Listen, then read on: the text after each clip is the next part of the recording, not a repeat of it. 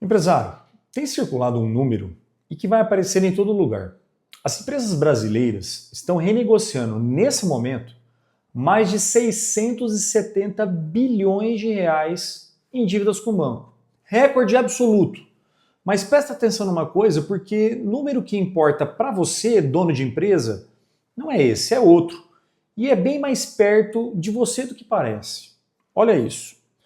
Um estudo de mercado deste ano mostrou que praticamente um quarto das maiores empresas listadas na Bolsa do Brasil, na B3, hoje não gera caixa suficiente nem para pagar os juros da própria dívida. E repara, nem para pagar juro. Eu não estou falando de quitar nada, eu estou falando do mínimo do mínimo.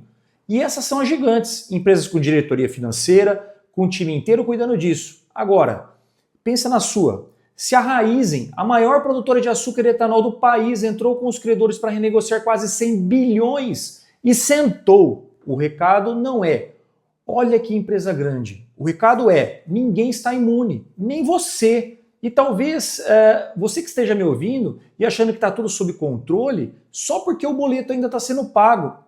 Aí vem uma pergunta que quase ninguém te explica direito. O Banco Central já começou a cortar os juros. A Selic está em 14,25. Ela está caindo. Então por que a dívida das empresas continua explodindo? Não deveria estar aliviando? E a resposta é uma frase que eu repito o tempo todo aqui no escritório. Você não paga o juro de hoje, você paga o estoque de juros do passado. Pensa comigo. Quem pegou capital de giro em 2023, 2024, pegou no momento de juro lá em cima, 15%. Esse contrato não some quando a Selic cai. Ele continua rodando do mesmo jeito, com a mesma taxa que foi travada lá atrás. A conta que está apertando o seu caixa neste mês não é a conta de 2026, é a fatura de uma decisão que você tomou 2, 3 anos atrás, muitas vezes sem ler direito o que estava assinando.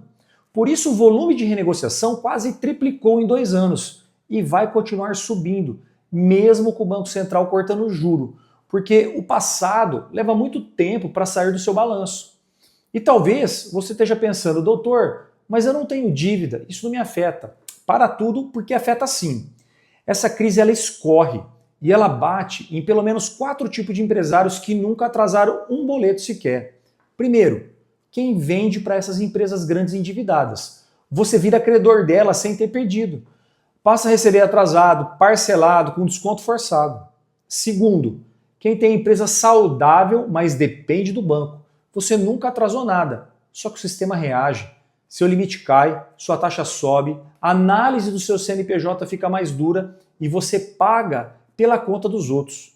Terceiro, quem vende para o consumidor final. Quando o crédito seca lá em cima, circula menos dinheiro na economia inteira e seu faturamento cai, mesmo com operação redonda. Quarto, quem quer crescer. Plano de abrir filial, comprar máquina, contratar, trava tudo, porque o crédito de investimento secou junto com o crédito da dívida. A crise das gigantes não fica lá no topo, ela desce e chega na pequena e na média empresa devagar e sem nenhum aviso. Agora, aqui eu preciso ser honesto com você de um jeito que talvez você não esteja muito acostumado a ouvir. Quando o empresário endividado finalmente decide agir, o reflexo dele é um só. A taxa está alta, eu preciso baixar a taxa. E eu te digo, depois de mais de 20 anos olhando o contrato bancário, na maioria das vezes o seu problema não é taxa de juros. O que encarece o seu contrato, muitas vezes, não é o número que está na capa, é o que está embutido dentro dele e que ninguém te mostrou. É seguro que você nem sabia que contratou, é capitalização cobrada de um jeito que a lei não permite, é encargo de garantia que foi jogado na sua conta, quando quem garante a operação nem é o banco. Isso some no meio das parcelas e vai drenando seu caixa todo mês. Por isso que é importante sentar com o banco no susto, sem ninguém ler seu contrato antes, costuma ser um tiro no pé. E eu vejo isso direto. O empresário aceita a primeira renegociação que o gerente oferece. Junta tudo num contrato só, aquele contrato tipo guarda-chuva. Sicredi é rei disso. E 6 meses depois, a dívida não diminuiu, ela dobrou, porque você, empresário, renegociou no escuro. Então, para quem tem contratos ativos, na prática, existem 2 caminhos e a diferença deles não é meramente matemática, é de coragem de agir mais cedo. O primeiro caminho é preventivo, é sentar com o credor antes de da cobrança virar processo. com o contrato já analisado, por quem entende, e reperfilar essa dívida, alongar prazo, tirar o que foi cobrado a mais, deixar a parcela caber no caixa de novo. Esse caminho preserva o seu nome, preserva o seu relacionamento com o banco e olha o que é importante, ele funciona melhor justamente quando você está em dia. Negociar em dia não corta o seu crédito, o que corta crédito é inadimplência. O segundo caminho é o reativo, é esperar o protesto, é esperar a citação, é esperar a conta bloqueada. Só que aí o jogo vira contra você. Você passa a discutir valor cheio, com juro, mora, correção, honorário, tempo perdido. E judicialização, entrar com a ação, em último caso, recuperação judicial, ela existe, é uma ferramenta legítima, mas ela é a última carta, não a primeira. No agro, por exemplo, virou modinha falar de RJ e queima o nome da empresa com as trades, rompe relacionamento que levou anos para construir. Os grandes que você viu na notícia, Casas Bahia, Raizen, Pão de Açúcar, todos escolheram o caminho preventivo, o acordo direto, antes da bomba estourar. Casas Bahia chegou a empurrar parte da dívida lá para 2050. E eu sei que você não é as Casas Bahia e você não vai empurrar nada para 2050, esquece. Mas o princípio é o mesmo. Quem se mexe antes decide as regras. Quem espera o problema bater na porta aceita as regras que sobraram. E eu não quero que você saia desse vídeo só com susto. Eu quero que você saia com 3 coisas que dá para fazer hoje sozinho, antes mesmo de falar com qualquer advogado. Anota. 1. Olha para o seu caixa, não para o seu faturamento. Faturamento é ego, caixa não. Abre a conta da empresa agora e vê quanto você tem disponível e divide pelo seu custo fixo de um mês. Quantos meses de fôlego isso te dá? Se for menos de 3, você não tem uma operação saudável e que possa suportar um vale de queda no seu faturamento. Isso te fará ficar no vermelho em breve e escuta o que eu estou te falando. 2. Calcula a sua margem de verdade, não a margem bruta. A margem real, depois de pagar imposto, salário, aluguel e o custo da dívida.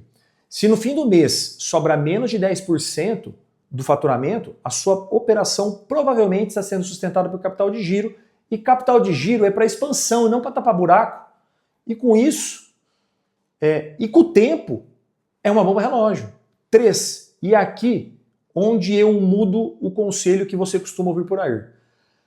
Antes de ligar para o banco, reúne e leia os seus contratos. Junta tudo, CCB, capital de giro, FGI, cheque especial, financiamento. Porque negociar sem saber o que tem dentro do contrato é como ir numa cirurgia sem o exame. A força numa renegociação não está em pedir desconto, está em saber com precisão o que foi cobrado a mais. Esses 3 passos não tiram sua empresa da crise, mas eles te mostram com clareza se você está perto ou longe dela, e isso já muda tudo. Eu trabalho há mais de 20 anos só com isso, contrato bancário e empresa endividada.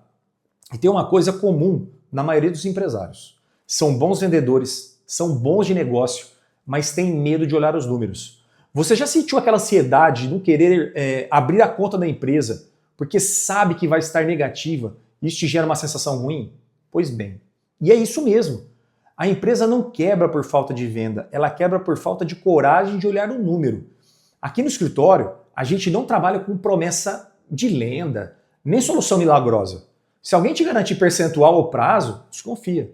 O que a gente faz é diferente. A gente lê o contrato de verdade, mostra o que dá e o que não dá para discutir e busca o acordo antes de virar processo, com a pessoa e não só com o CNPJ. Se esse vídeo fez sentido para você, faz uma coisa por alguém. Manda para aquele amigo dono de empresa que você sabe que está apertado e fingindo que está tudo bem. Pode ser o empurrão que falta para ele olhar o número antes que seja tarde. Aproveita, se você puder, siga esse canal. Compartilhe com quem você achar que o que eu estou dizendo pode ajudar de alguma maneira. E se quem precisa olhar o contrato é você, a conversa começa exatamente aqui, sem compromisso. É só entender o seu caso.